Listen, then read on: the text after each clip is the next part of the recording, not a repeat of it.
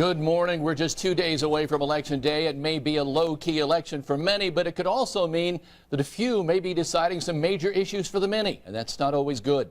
I'm Kevin Rader. Joining me this morning in this live installment of Indiana Insiders are political regulars, Democrat Robin Winston and Republican Peter Rustoven. It has been an interesting week in the District 92 race for state representative. Incumbent Carly Macer, a Democrat, revealed her independent challenger, John Couch, had allegedly been stalking her. He's been behind bars since October 9th. He says he's innocent but can't afford bail. She says, I really don't have a lot to say at this time really about what has happened over these past few months, but just saying that it has been a very scary and terrible time for myself and for my family. And reportedly hers when this mailer went out a day later. It shows a man in handcuffs and reads, "My opponent is behind bars." The problem is it doesn't make clear which opponent is behind bars. Republican Bradford Moulton says it's a blatant attempt to mislead the voters. Marion County Democrat Party told Eyewitness News that it did not tell Macer about the mailing ahead of time. Peter, what do you make of this? Oh, that's nice. First of all, this is below the belt. I mean, and it's childish, sophomoric, whatever adjective you want to use. But I like the distinction. Democratic Party does it, but says we didn't tell the candidate, so don't blame the candidate for this. This is a race where 2 years ago, Macer won with about 53% of the vote, a little under 2,000 votes. In a lower turnout year, where Republican turnout is probably going to be higher, this is a race they could lose. And my sense is if you want to do something, like, you want to be a state representative that bad that you're willing to do that, you shouldn't represent anybody anywhere. Robin. Well, first off, we have to remember that the woman has been stalked or allegedly stalked by this guy. So let's not lose that in this translation. That is a very serious offense, so much so that the guy is in jail. The mailer went out, and this happens, Peter. You've got guys on your side that have mailers going out for them that are independent of their campaigns. This went out independent of her campaign, and said that her opponent, which is factual, is in jail. There's nothing that's not factual about that.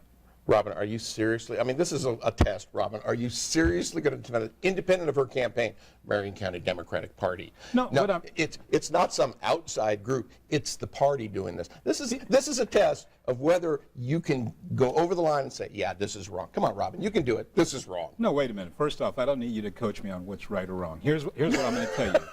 Right now, mailboxes are filled with material that says paid for by the Republican State Committee that tie candidates to Barack Obama. I mean, that's what he's the leader of your party. Well, but it also that's a little different from saying my opponent is in jail, so people will think it's the Republican. Peter, that wasn't designed to do that. Her opponent is indeed in jail. Last word on this. Her opponent, her Republican opponent, is trying to make something of it, but missing in this is that she had a person allegedly stalking her. I know that nobody's defending the stalking. She's trying to suggest the Republicans in jail. Okay. Another race of interest involves the Marion County Sheriff. Sheriff Frank Layton, a Democrat, is asking voters for a second term. Republican Emmett Carney is the challenger. Both have over 30 years experience in law enforcement. We've got some work to do. Like any candidate that's running for their second term, we've got unfinished work that we want to get done. The thing that's creating some issues is since the merger, the numbers of employees have gone up, even though the responsibilities have gone down and the budget continues to grow. I think I can work and try to get that down. Robin, this is your turn. We did see some ads from Sheriff Layton at the end of the week that looked like they appeared to turn negative toward the end of this campaign. Well, I don't know that's negative. Is he in trouble? I wouldn't say he's in trouble, but that'll be up to the voters on Tuesday. What the sheriff is doing is making sure that, once again, that the record is straight. And he's elected Sheriff of the Year by his peers, which is nothing to sneeze at. There are 92 sheriffs. He was selected among them. His jail is one of the best run in the country, one of the top 1% run in the country. And he has a considerable amount of law enforcement experience and a commitment to diversity on his police force. So the fact of the matter is that John Layton's run a great campaign and should be reelected. There has been a problem with early releases. There's been a problem with people making mistakes, and they've been dealt with very quickly. Well, I think one of the things the jail doesn't suffer from is overcrowding, because folks have been able to walk out. And this independent who was stalking Carly Macer, he can't make bail, but he may be walking soon too. Look, again, I said last week, because unlike Robin, I'm willing to say things that favor the other side analytically, that last week there was probably a slight Democratic edge in terms of population makeup of Marion County now. But this is a sign that he thinks he's in trouble. And again, we're having a midterm election where Republican turnout tends to be higher as a percentage of the Republican vote than Democrat turnout. So this may be more interesting than maybe some of us thought. But I'm not sneezing that he's sheriff of the year. It's the open door policy that we think is a problem. The Secretary of State race is at the top of the ticket this election. Republican incumbent Connie Lawson is asking voters to elect her for the first time. She was appointed by Governor Mitch Daniels following the resignation of Charlie White. Her Democrat opponent is the current Marion County Clerk, Beth White. Both of these candidates are running for statewide office for the very first time. I think I would tell them that we've gotten a lot done, and from day one we're going to know exactly what we need to do to continue on preventing financial fraud in our state, protecting seniors, working on behalf of businesses so that they can, get down to their real mission and create Hoosier jobs. If they go to the voting booth, what do you want them to think? I want them to think that we need new leadership in the State House, that the Republicans are in charge of too much, and that we're out of balance. Peter, how do you see this race? Oh, Connie Lawson's going to win. Our Republicans will win the statewide offices.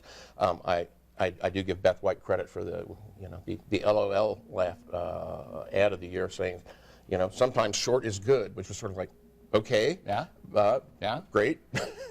4 years ago, there was a Tea Party, a little known thing in Indiana politics, and everybody loved the Tea Party. But the crux of the Tea Party was, if you're tired and you want change, make change. That's what voters should do here. The Republicans have held that office for a long time. Even your former governor, Mitch Daniels, said every 16 years you should weed the garden. It's been longer than that. We need to weed the forest, and we'll elect Beth White. Weed the forest? Sure. That's right. You're a spiffy guy, Robin. I'm a spiffy guy. All right, Suburban you guys. That is going to do it for this live edition of Indiana Insiders. Want to remind you to watch on Election Day, and also check out all our election guide at WTHR.com. That's going to do it for us. For Robin and Peter, thanks for joining us. Vote on Election Day, and we'll see you Tuesday night. Thanks for joining us.